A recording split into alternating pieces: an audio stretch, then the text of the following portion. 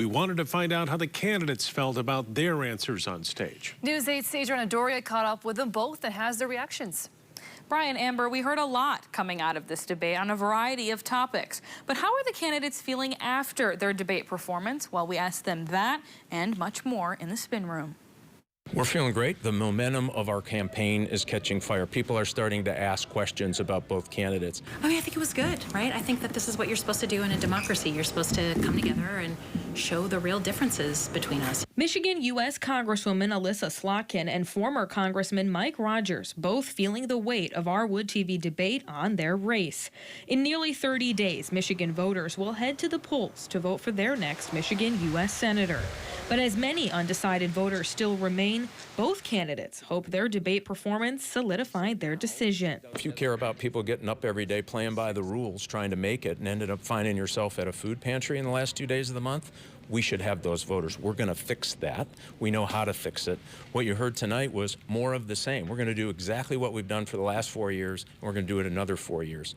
I don't know if we survived that. You know, I think at the end I made a direct outreach to Republicans like my dad, right? My dad's a lifelong Republican who feels like the party has left him. And I just wanted them to know that they have always an open door in my office. And both hoping they get to go to Washington, having a plan for what their day one in office will look like. We're going to close the border, secure the border, absolutely. We're going to make sure that we're energy independent. Those things are going to kick off on the first day. And then we're going to sit down and start finding ways to stop wasting taxpayer dollars. We just have to stop doing it. So whether it's making sure we have good jobs with dignity, making sure that you're not going to go into retirement and poverty, affording health care, affording, the big things in your budget, those to me are my sun and my moon. It's what drives me. And I believe it's existential, and that's what I'm going to be working on day one in the Senate. If you missed any part of the debate or you want to see more from the spin room, check out woodtv.com. Live in the studio, Adriana Doria, News 8. All right, Adriana, thank you. And right after the debate, I sat with our political reporter, Rick Albin, to get his take. Here's the first question I asked. Any surprises? Yeah, there were a lot of surprises, really, and one of the biggest surprises that they both came ready to debate. I mean, this was a debate where people were ready to ask questions, as we were, but they were ready to answer them, and they knew what the vulnerability of their opponent was. I was a little surprised by the level of preparation.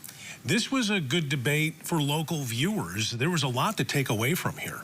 Yeah, and that's really who we do the debates for, right? Because people are already voting right now, and they're making their decisions. And we know a couple of things about this U.S. Senate race, that when we were polling in the spring, before the primaries, we had 54, 56% of the people who were undecided, which probably meant they didn't know anything about this race to start with. Now we're in the general. One of these people that we saw on this stage tonight will make a difference in the balance of power in Washington, D.C., and they got their first best chance to see them not only statewide through all of our media partners, but nationwide through the auspices of News Nation, which created an entirely different environment for us putting this together. But it's been an interesting 72 hours. Rick, you've done a lot of these. You got them to agree on something tonight. Yeah, they did. They agreed on, well, not completely. Palisades. They agreed on Palisades, and I was a little surprised by that. And I was going to mention right after the answer, hey, look, after 40 minutes, we've got something they agree on. But then Roger started talking about the reason that's important is because you also have to do fossil fuels, and my opponent's against that. And so it was about a 30-second agreement. Maybe brief. Great job tonight, Rick. Thank you. Thank you very much.